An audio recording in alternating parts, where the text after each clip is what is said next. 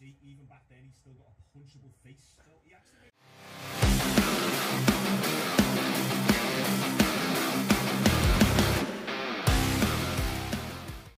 Well, what do you know? Now all the popular channels are talking about how the camber bar is the next best thing for doing chest and getting your bench press stronger.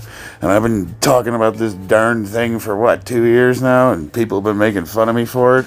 Let's try this stupid camber bar.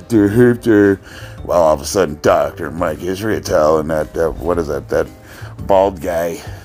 Yeah, all of a sudden they start making videos, and now everybody's like, oh, you gotta use a camber bar. Gotta get me one of those. No, it's like as if I haven't been pressing this damn thing for 2 years straight. Now, joking aside, it's not like I came up with this. Somebody told me to do it, so go figure. But what are the advantages? I mean, really, what are we talking about here? Well, in every bro video, you see guys just like slinging the weight up and down really fast. You like the Trend Twins, the bro sets.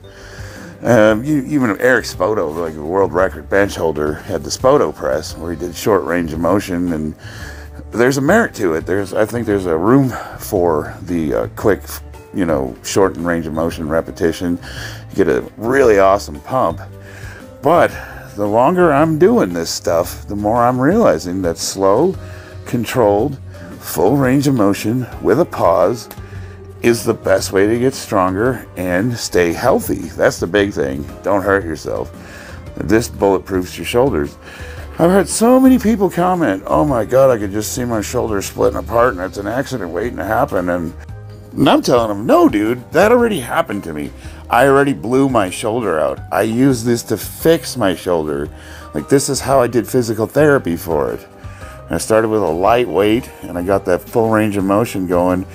And this and a couple other lifts, both full range of motion presses, overhead presses, behind the neck presses, that kind of thing. What I focused on was going past the range of motion you normally train with and bulletproofing the shoulders. Yeah, if you just got under the bar and you put a bunch of weight on a camber bar, 4-inch range of motion increase, and you just slammed out a heavy set, yeah, you probably would blow your shoulders apart. But you work up to it. It's common sense, people.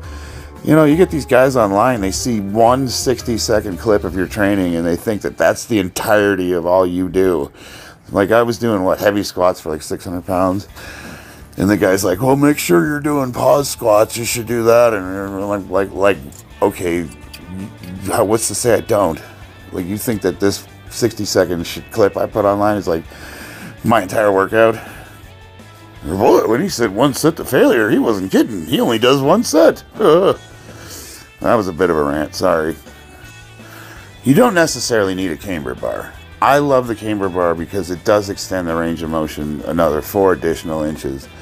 But if you don't have the money for the camber bar, or you don't have room for additional equipment, whatever, dumbbells. You can use dumbbells to do the same thing. You can extend the range of motion. Actually, with dumbbells, you can get better range of motion.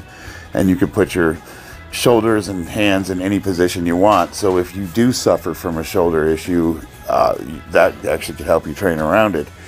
But if you're going to participate in the sport of powerlifting, you really need to mimic that path. And that's where you want to work on, putting yourself at a disadvantage. Yeah, not too shabby for the old man. What do you think? Yeah, I know most of that's lighting, but hey, you work with what you got, right?